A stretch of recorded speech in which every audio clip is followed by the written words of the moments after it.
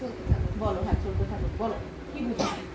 আপনি বলছেন যে প্রথমে শ্যাম্পু করার পরে মাস্ক দেওয়ার পরে চুলটা ভালো করে চেপে চেপে পানি নিতে হবে। হ্যাঁ। পানি নেওয়ার পরে হেয়ার ড্রাই দিয়ে শুকাতে হবে।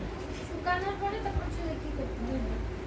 দুই ভাগ করবা, দুই ভাগ করে যেটা করবা, এটা চাইলে তোমরা প্রথম মেডিসিনের সাথে মিক্সড করে দিতে পারো, কি চাইলে এক ফোঁটা তোমরা হাতে নিয়েও করতে পারো, দুই অপশনই পারো।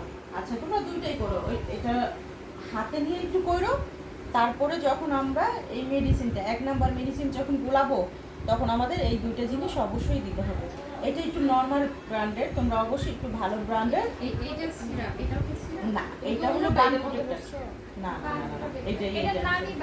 এটার নামই বান প্রোটেক্টর। তো তোমরা হ্যাঁ তোমরা একটু চেষ্টা করবে একটু ভালো মানের নিতে, ঠিক আছে? সিরাপ আর বান প্রোটেক্টরের মধ্যে হচ্ছে 1 নাম্বার মেডিসিন দিবা। আচ্ছা সিরাপ এক ফোঁটা সব সময় দিতে একটু ভালো হবে। এইটা এক ফোঁটা দিবে, এটাও 1-2 ফোঁটা দিবা, খুব বেশি দেওয়া লাগবে না। দুটো একসাথে মিক্স করে দিয়ে চুলে আমাকে দিবে। না এটা প্রথম যে 1 নাম্বার মেডিসিন দিব না সেটা দিতে পারি, আবার তুমি চাইলে দুইটা হাতেও দিতে পারো, কিন্তু সবচেয়ে বেশি ভালো হয় আমি বলি আধা ভেজা চুলে তো এটা এক ফোঁটা দিয়েই দিলাম। আর মিক্স করার সময় যখন 1 নাম্বার প্রোডাক্ট দিবা তখন এত কঠিন না করি, আমরা ইজি করি। যখন হালকা ভিজা চুল তখন আমাদের না দিলেও চলবে, কোনো সমস্যা নেই, বাধ্যকতা। আমরা যেটা করবো 1 নম্বর মেডিসিন যখন দিব, এই যে দেখো এটার গায়ে লেখা আছে। আচ্ছা আপু এই দুইটার কাজ কি একই? কোনটা আপু বলে? এটা 2 নাম্বার। না এই যে 1 নাম্বার। হ্যাঁ ওটা আনো সামনে রাখবো। দুই কোনটার কাজ কি একটু বলুন। হ্যাঁ সবই বলবো, একটা একটা করে শেষ করে তারপরে এটা এক আপু, না হলে তো আমি নিজেও কনফিউজ হয়ে যাবো। এই যে এই দুইটা প্রোডাক্ট আমরা অবশ্যই এই 1 নম্বর প্রোডাক্টের সাথে মিক্স করবো। এইটা হইছে ক্যারাটিন। একটা কথা মনে রাখো, তোমরা সবাই পড়াশোনা জানো, হ্যাঁ? সেহেতু তোমরা যখন কোনো কাজ করবা তখন তোমরা বা লেখা দিবা, এটা 1 নাম্বার। দেখো এখন কিন্তু অনেক বেশি ডিমান্ডেড ক্যারাটিন ডিমান্ডিংটা। শোনো এই কথার মাঝখানে তোমাদের একটা কথা বলি, বলাই হইল না। ভাত খাই না আমরা, ফ্রাইড রাইস খাই না, এখন কাচ্চি খাই না, খাই তো নর্মাল ভাতও খাই, পানি ভাতও খাই, সবই তো চাল।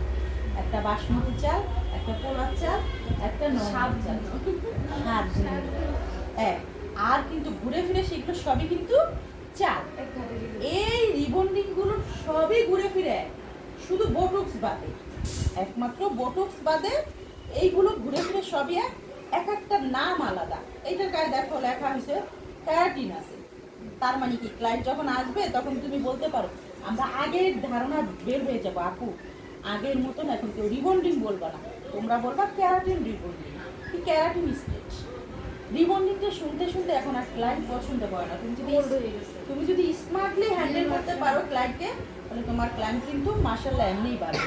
তুমি না যেহেতু শিক্ষিত নয়, তোমরা স্মার্টলি কথা বলবা যে ক্যারাটিন স্টেজে আসে না, এই কি রিবন্ডিং করবে না। আচ্ছা এখন ব্যাপার হলো ঘুরে ফিরে কাজ দেয়, তারপরও কিছু ভালো খারাপ আছে, যেটা তুমি বললা টেস্ট, ডেফিনেটলি টেস্ট তো বেরি করে।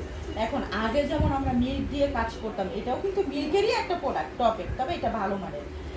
ওইগুলো করতো কি চুলকে আশ্বাস পাট করতো, এই প্রোডাক্টগুলো আপডেট হওয়ার কারণে চুলকে আশ্বাস আর পাট করে না, শাইনিং স্মুথ করে।